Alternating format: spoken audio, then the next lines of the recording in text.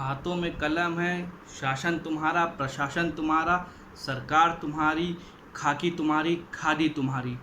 तुम चाहो तो जज को अपराधी कह दो और तुम चाहो तो अपराधी को जज कह दो। बड़े बुजुर्गों ने कहा है कि पुलिस वालों की ना दोस्ती अच्छी, ना दुश्मनी अच्छी। पुलिस चाहे तो सांप को रस्सी बना दे और रस्सी को सांप। नमस्कार, मैं हूँ शशांक पांडे और आज मेरे साथ हम बात करेंगे विकास दुबे। कौन है ये? नाम कौन है? कहाँ से आया ये शख्स? आखिर इसकी कहानी क्या है?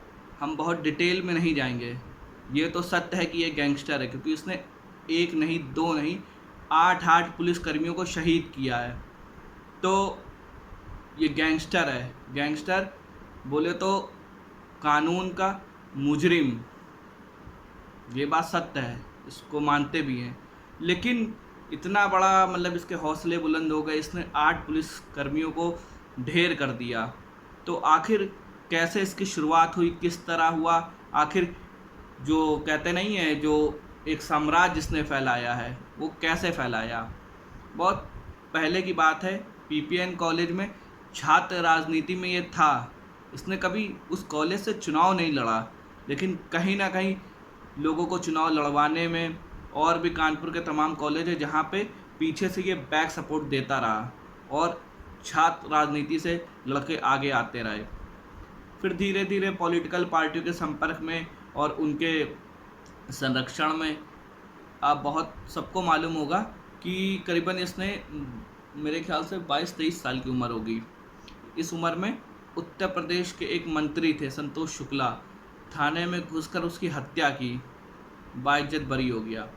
सरकार चाहती तो इसके खिलाफ हाई कोर्ट में जा सकती थी, सरकार नहीं गई। कहीं ना कहीं यही बात जांच के दायरे में आती कि सरकार क्यों नहीं गई, या सरकार की भी मिली भगत थी। फिर आज ही जब ये इतना बड़ा गैंगस्टर बन गया, इतना बड़ा अपराधी बन गया, तो पहली चीज़ तो कानून सबके लिए बराबर है। तो कानून बराबर होने का मतलब ये है कि कोई भी हो, कानून के सामने सब बराबर हो। कानून को कानूनन किसी भी अपराधी को सज़ा देने का अधिकार है, और वो काम कोर्ट करती है। जो हमारे बड़े बड़े सुप्रीम कोर्ट, हाई कोर्ट, जिला कोर्ट, इन सब का काम है। क्या पुलिस को ये अधिकार है कि उनको मार दे? पुलिस का अधिकार है कि उनकी पेशी करे। और हमारे उत्तर प्रदेश की पुलिस अक्सर इनके हथियार छीन जाते हैं, और हथियार ही नहीं छीनते हैं, लोग भागते भी हैं और गोली भी चलाते हैं। ये भागते हुए मुलजिम पे तो सीने पे गोली मार देते हैं। ऐसी कहानी जिस पे कोई यकीन ना करे। महिंद्रा की वो गाड़ी जो गड्ढों पे निकल जाती है, लेकिन जब उत्तर प्रदेश की पुलिस उसे चलाती है तो वो सीधी रोड पे भी पलट जाती है। हम ये नहीं कह रहे कि वो अच्छा आदमी था, बुरा आदमी था। बुरा तो था ही भाई, 8 जवानों को शहीद किया, 8 पुलिसकर्मियों को शहीद किया, तो बुरा तो था ही, और बुरे काम का बुरा नतीजा होता है। लेकिन ऐसा क्या होता है कि भारत के अंदर हर कानून जो है जाति, मजहब और धर्म देख के होता है। सवाल इस पे खड़े होते हैं। मौलाना साद, उसने कितने ह्यूमन बम बनाए? कोरोना भारत में था, कितना था सबको पता है, और कहाँ हो गया। तो क्या इतने सारी हत्याओं का मुकदमा उस पर चलना चाहिए? क्या उसका एनकाउंटर होना चाहिए? जाकिर नायक जो लोगों को भड़का के क्या से क्या बना देता है, क्या उसके साथ ऐसा होना चाहिए? और दूर क्यों जाओ, 2008 का अजमल कसाब मुंबई हमले में जो शामिल था, उसका क्या किया सरकार ने? 4 साल 5 साल बैठाल के बिरयानी खिलाते रहे, उसका एनकाउंटर नहीं किया। संसद भवन पे हमला किया, लोकतंत्र की एक तरह से हत्या थी वो। अफजल गुरु क्या किया? पहले बैठालते रहे, पालते रहे, उसका एनकाउंटर नहीं किया। बिहार में सबको मालूम होगा, शाहब शाहब करके है, तेजाब से नहलाया, सब जानते हैं। एनकाउंटर नहीं किया, कोर्ट ले गए। और एक ने, हज़ारों नाम है ऐसे, अतीक अहमद, मुख्तार अंसारी, क्या हुआ? कोर्ट ले गए, एनकाउंटर नहीं किया। और इसने सामने से आके सरेंडर किया और इसका एनकाउंटर कर दिया। वाह! मतलब अब पुलिस तय करेगी कि किसको सज़ा देनी, किसको नहीं देनी है। तो ये कोर्ट किस लिए है? क्या इसकी आवश्यकता है? और पुलिस की कार्रवाई देखिए आप, इन्होंने उसके मकान गिरा दिए, उसकी गाड़ियाँ तोड़ दी, यहाँ तक कि एक नई बहू आई, उसका लड़का अपराधी था नहीं था, तुमने उनका एनकाउंटर किया, जो भी किया। एक नई लड़की आती है शादी करके, 9 दिन हुए, हाथों की मेहंदी नहीं छूटी, महीने 2 महीने तक तो जो लड़की नई शादी करके आती है उसे पता ही नहीं होता है कि परिवार के आखिर कौन कौन सदस्य हैं। उसको तुमने गिरफ्तार करके जेल भेज दिया। क्या ये कानून है? एक 10 साल का बच्चा, उसको घुटने के बल बैठाल रहे हो, उसको टॉर्चर कर रहे हो। क्या ये कानून है? जिसको पकड़ना था उसको तो तुम पकड़ नहीं पाए, उसने खुद से सरेंडर किया, और तुम 10 साल के बच्चों को अपनी खादी की वो दिखा रहे हो, धमकी दिखा रहे हो हैं। उस 9 दिन की जो एक वो थी, जो अमर दुबे की जो पत्नी थी, 9 दिन हुए थे शादी को, हाथ की मेहंदी नहीं छूटी थी। आखिर वो इतनी बड़ी मुलजिम कैसे हो गई कि तुमने उसको पकड़ कर जेल भेज दिया? ये सीधी तौर पे कहा जा सकता है कि ये पूरा मामला पुलिस ने खुन्नस में लेके किया है।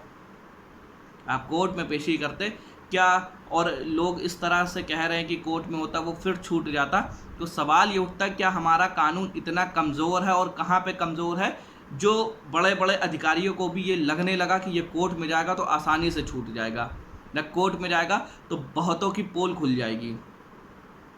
अखिलेश यादव ने जो ट्वीट किया है वो हल्का ट्वीट नहीं है। उन्होंने कहा क्या ये सबको पता होना चाहिए, ये कार नहीं पलटी है, ये सरकार पलटने से बच गई। आखिर इसके क्या मायने हैं? ये बहुत ही सोची समझी साजिश है, और लोग पहले से कह रहे थे कि जो है इसको मार दिया जाएगा, मार दिया जाएगा। माना कि इसने सरेंडर किया है, लेकिन फिर भी इसको मार दिया जाएगा। कहीं ना कहीं इसको विकास दुबे बनाने में किन किन लोगों का हाथ है? क्या ये जो राज है इससे पर्दा नहीं उठना चाहिए था? निश्चित तौर पर इस पर षड्यंत्र की बू आती है, आप समझ सकते हैं। लेकिन पुलिस का इस तरह से कार्रवाई, उसका मकान गिरा देना और जो है उसकी गाड़ियां तोड़ देना, और उसके सबसे छोटे लड़के 10 साल के बच्चे को घुटने के बल बैठाल के परेशान करना, उसके जो है क्या नाम, जो बीवी थी अमर दुबे की, 9 दिन हुए उसको शादी करके आए हुए, उसको जेल भेज देना, ये किस तरह की कार्रवाई है? दाऊद के कितने रिश्तेदार भारत में रहते हैं? क्या उनके मकान तोड़े? क्या उनके खाते सीज किए? क्या उनके रिश्तेदार को पकड़ के एनकाउंटर किया?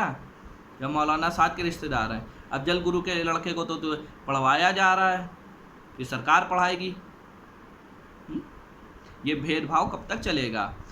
हमारा बस इतना कहना है कि कानून सबके लिए बराबर होना चाहिए, चाहे वो मौलाना साद हो, चाहे वो विकास दुबे हो,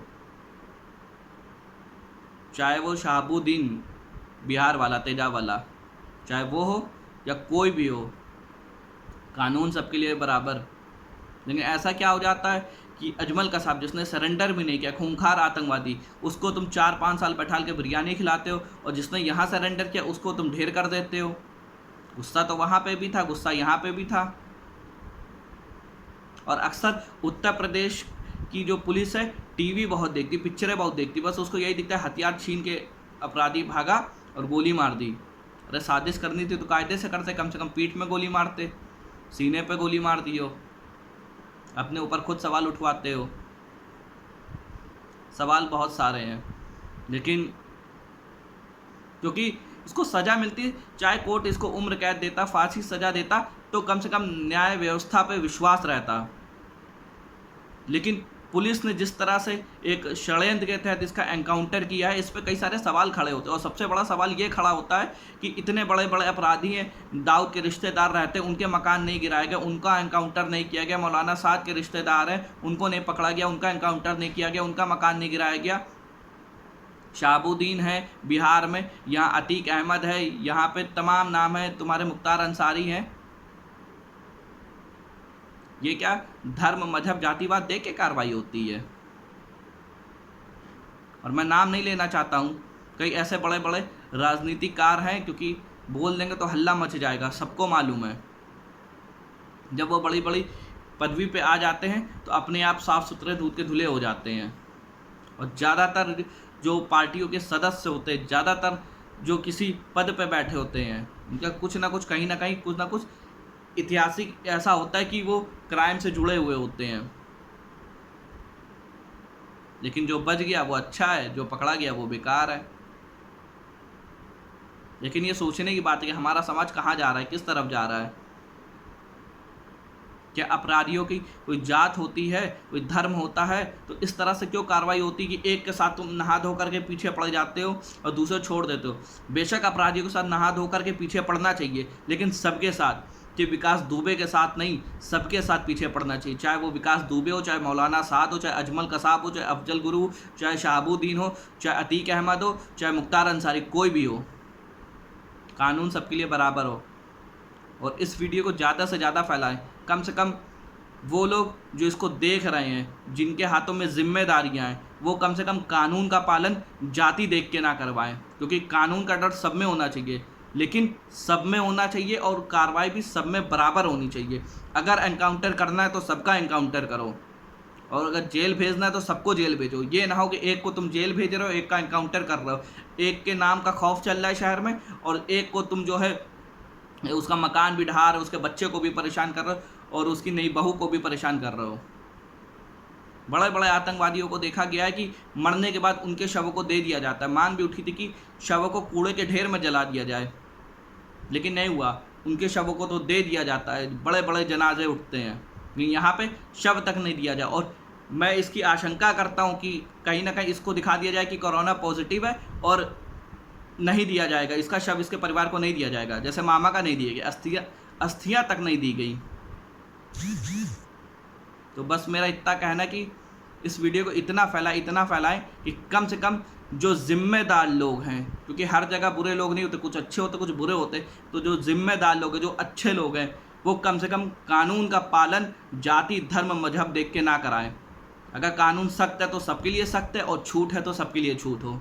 बस यही कहना है। जय हिंद, जय भारत, भारत माता की जय।